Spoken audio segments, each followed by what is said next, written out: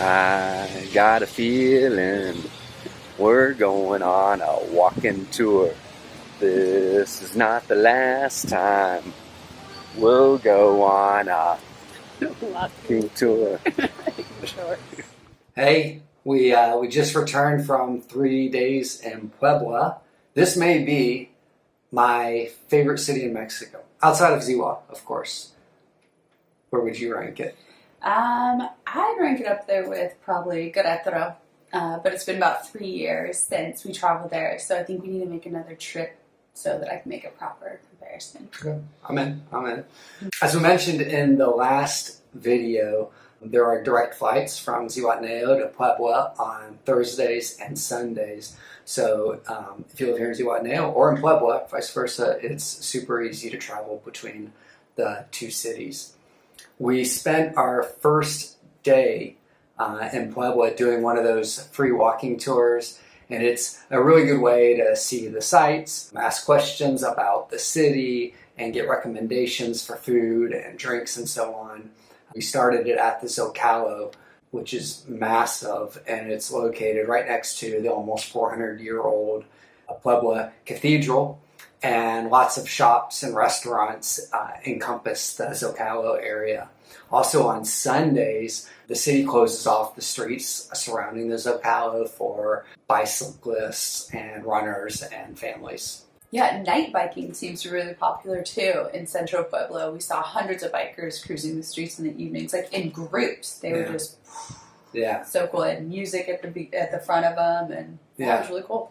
On the walking tour, we visited several pretty cool sites, including the Biblioteca Palafoxiana. It's the oldest public library in the Americas, dating back to 1646. It's mostly just a museum of about 50,000 books and manuscripts that date as far back as the 15th century.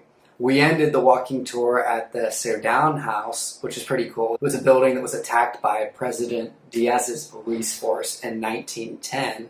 And this was considered the catalyst, or one of the catalysts, for the start of the Mexican Revolution. The house is still riddled with bullet holes on the outside and inside, as it was preserved after the attack and ultimately turned into a museum. Yeah, we also took several trips to the Perion, right, which was a market for souvenirs, and Puebla is known for their talavera, so not only there, but all over town you'll be able to find talavera, which is pretty cool. Mm-hmm. Talavera is like that ceramic, colorful. Yeah, it can be colorful, it can be the white and blue ceramics, but they make everything out of this, and it was really fun. That area around the market also has lots of stores that sell Puebla original candies, and the sweets are so good. That was one of the things actually I loaded up on and took back, is all sweets. Yeah. The Puebla tunnels were really awesome. They're only discovered 7 years ago in 2015, and not a lot about these tunnels is known, but they're thought to be up to 500 years old. I don't even think they've discovered all of them, but it was pretty cool that we were able to walk through them. For 26 pesos, you can walk from the Cinco de Mayo Avenue. It's a little bit closer to Centro Puebla, all the way out to the site of the Battle of Puebla, which is better known to us as the Cinco de Mayo battle, where, as everyone knows, Christopher Columbus fought the Pueblanos from Puebla for their margarita recipe and took it back to the United States. And now we celebrate this every year by drinking margaritas on May 5th. This battle site is huge, and we didn't spend a lot of time there because it's just so big. So I may have confused some of the details from that battle, but that's the gist of it. We also made a trip out to Cholula, which is one of the 132 designated magical towns of Mexico. On the drive out there, it's about 25 minutes. Our Uber went through some of the newer-ish areas of Puebla, and it's a really nice town. There's these massive condo buildings and car dealerships for Audi, Volkswagen, BMW, whatever. Yeah, Puebla's a big city, but it appeared to be nice and clean throughout the entire town, and it was really walkable. Yeah, totally. Yeah, it was fun checking it out. Totally. Yeah, so anyway, Cholula is the site of the largest pyramid in the world by volume, which was constructed beginning about 2,300 years ago.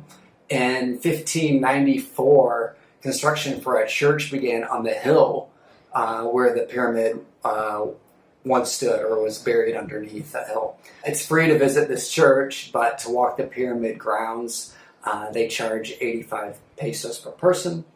I had to pay an additional 50 pesos for the right to film this amazing footage you're seeing right now.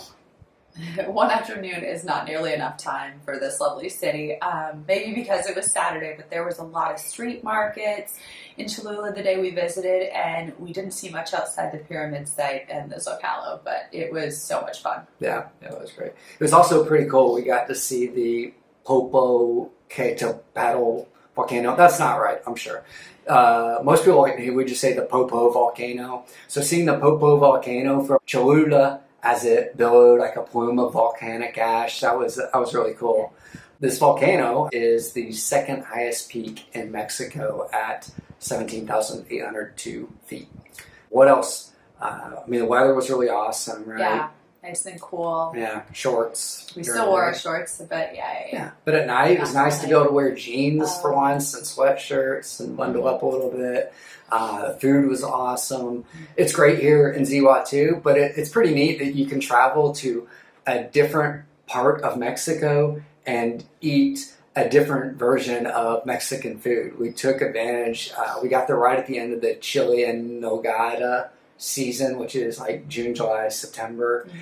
So we're able to eat that. The semita sandwiches, and they're famous for their mole.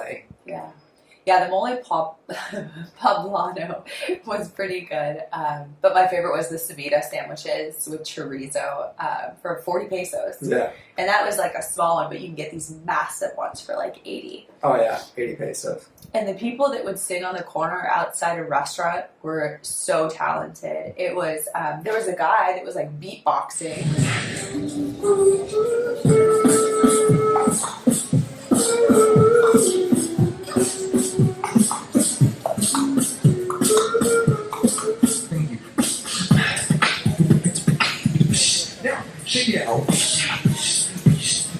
There was another woman who was just like freestyle singing. Yeah. It was fun to listen to. Like you'd stop and just hang out. Yeah, I asked our Spanish teacher, and she said there's a university there for Like arts and music or something like that. Okay. So, and that would Yeah, make that sense would make why sense for because sure. they were all fairly There's a young lot of too, talent. and Yeah, very young. really, really good. Mm-hmm. I think you mentioned the town's clean. Architecture, there's buildings are really interesting. Lots of like tile. It's probably that Talavera. Yeah, It's right. probably The built Talavera into tiles, because a lot of them are lined with tiles. yeah, in the buildings. And it didn't really feel like it was much more expensive than Zihua, even though it's this big city. I mean, No. Food, alcohol, all that was reasonable. Very reasonable. If we had an opportunity to spend a couple weeks there, I'd definitely take it, especially in the dead of summer here where it's, so hot and there's not as much action going on here. Yeah. I'm in for an extended stay there as long as we can bring the animals.